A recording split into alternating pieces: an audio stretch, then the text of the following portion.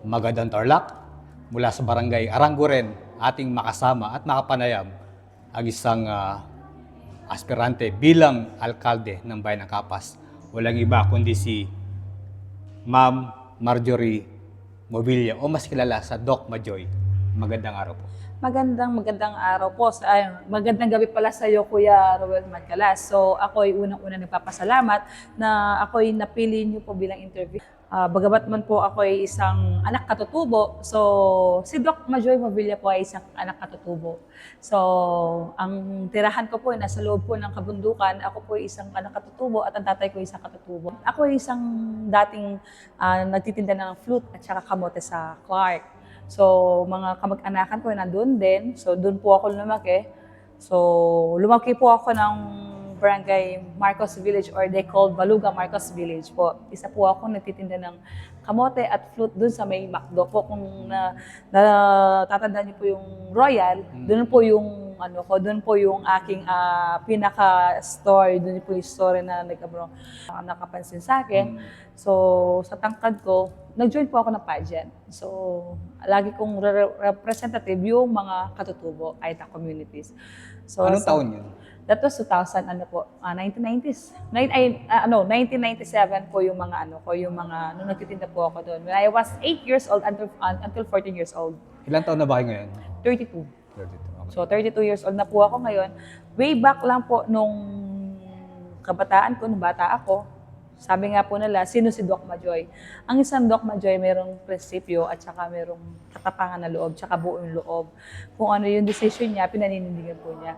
Hindi ko po ugali yung umaatras. Lagi po akong abante. Lagi po ako, nung bata ako, pasaway po ako sa aming magkakapatid. Pero yun yung words is abante. Nung bata ako, sabi ko, darating yung panahon, tatakbo ako at tutulong. Tutulong ako sa taong bayan. So, dito sa minamahal ko na Kabalan ng Kapas, dito po ako nakapag-file ng aking COC, ng aking kandidatura na bilang alkalde po ng mayor ng Kapas. Nag-aral po ako sa Marcos Village at hanggang sa Walapdap, tapos napunta po kami. Paiba-iba po yung bahay namin, Kuya. So, syempre, para at least dito sa short story ng life ko, they call me NPA. No permanent address. So, no permanent address hanggang sa tumira po kami ng Dolores. Nung nag-win po ako ng mga pageant, nakabili po ako ng bahay sa Dolores. So, after that, 2009 po ako, 2008 po, nag-start na akong tumulong sa mga katutubo.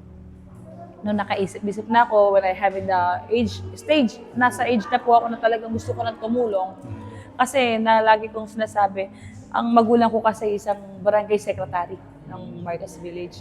So, 9 years barangay secretary po siya doon, si Mama Marilu Movilla. Ang pangalan po ng tatay ko, si Jim Irang Movilla. Naisilang po siya sa barangay Aimit. Sa may sitio Aimit po, sa may Kabat, sa may Odonel po. Yung nanay ko naman po, all the way from Cape, sa may Barrio Cape. Nanay ko po si Marilu Buenaventura Movilla. Ang side po niya is Tolentino Guevara. So, kamag-anakan po niya si Lorna Tolentino by side. Si papa ko naman po, mga kamag-anak niya, syempre, katutubo yan. Sibal, Gutierrez, Carayon, Mayuyo, Irang, maraming, Vicente, yung mga katutubo na apelido, kamag-anak po ng aking, Tumira po ako, Kuya, sa Makawayan. So, nakita ko doon ko nakita yung buhay na makikita mo na talagang kung hindi ka gagalaw, walang pag-asa. Kung hindi ka kakatok sa mga taong nakakataas, walang tutulong sa kanila na iba. Especially nung pandemic, nandun po ako. Ang tinatawag sa akin, Doc Majoy, akala po nila doktora na IM or surgeon or OB, hindi po. Nag-graduate po ako ng PhD. So, nag-culinary arts po ako. After po na mag-culinary po ako, nag-graduate po ako ng Master Public in Management. The same thing, kagandaan na to, nag-aral po ako ng PhD. Kaya they call me Doc. Yun. Naikwento mo kanina na matagal ka nang nangangarap na maglingkod sa bayan. Yes po. Ano yung pakiramdam na ilang araw pa lang, no, kayo ay nag-file ng COC, naghain ng kandidatura.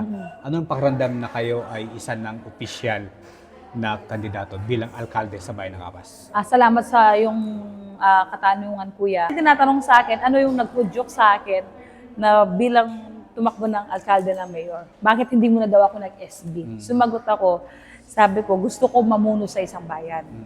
Gusto ko mapaunlad pa yung bayan na sana ko botante ngayon, sana ko tumutulong. Gusto ko yung bayan na ipapriority ko yung taong bayan bago sa ibang bayan. Kung itananong sa akin, kuya, na ano yung pakiramdam, masarap sa akin na tumutulong po ako na walang hinihingapin. Kahit ito po, hindi man po alam ng taong bayan ng Kapas, ako po tumutulong na simula pa po nung nagdaang taon po na nandyan po ako sa loob ng kabundukan. Natulungan ko din po kaya siya, proud ako, ang Barangay Santa Lucia po. Okay. Natulungan ko po yan nung nagka-problema po sila sa Metrado. So, isa po ako doon na nandoon na humarap sa munisipyo at nakipag-fight po sa kanilang lupa. At sumulat po ako sa Office of the President na humingi po akong tulong para magka-status po muna. At hinarap naman po ako ni Colonel Briones po ng Prado. Nagka-ceasefire naman po. Okay. Kung ilalarawan mo ang bayan ng Kapas ngayon, ano siya? Kung ilalarawan ko ang bayan ng Kapas, siguro para sa amin hindi po kami kaangat. Dahil naiiwanan po kami ng ibang bayan na hindi po namin nararamdaman yung kahilingan namin. Yung kahilingan namin na like ancestral domain po namin na pinagpapatuloy po namin pinaglalabanan to, kuya. So sa amin, syempre, sabi ko, walang tumuro, walang tumulak sa akin. Decision ko po yung tumakbo talaga bilang alkalde po ng Kapas. Lalong-lalo na, ipapriority po yung taong bayan po ng Kapas, kuya, na bago po sa iba na bayan, pag ako po naupo, lahat po ng taong bayan ng Kapas ay makikinabang kung ano man ang proyekto at ano man ang blessing na makukuha sa taas.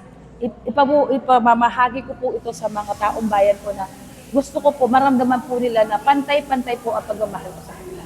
Okay. Bakit kailangan tangkilikin, pagkatiwalaan, iboto ang isang Doc Majoy bilang alkalde?